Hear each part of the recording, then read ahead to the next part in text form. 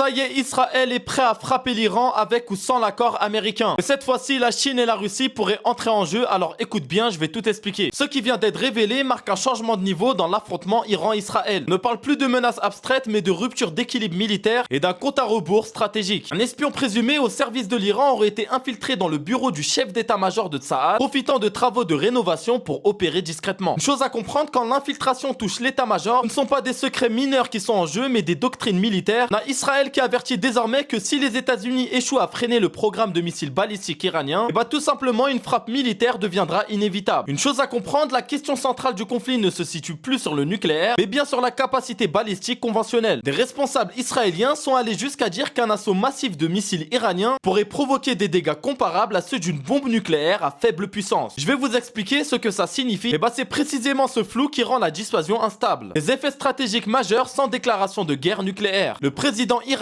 va encore plus loin, il affirme que l'Iran est engagé dans une guerre totale contre les forces combinées des États-Unis, de l'Europe et d'Israël. Une chose à comprendre, ce discours vise à installer l'idée que le temps joue en faveur de l'Iran et pas de ses adversaires. Merci d'avoir regardé la vidéo, dis-moi ce que t'en penses en commentaire.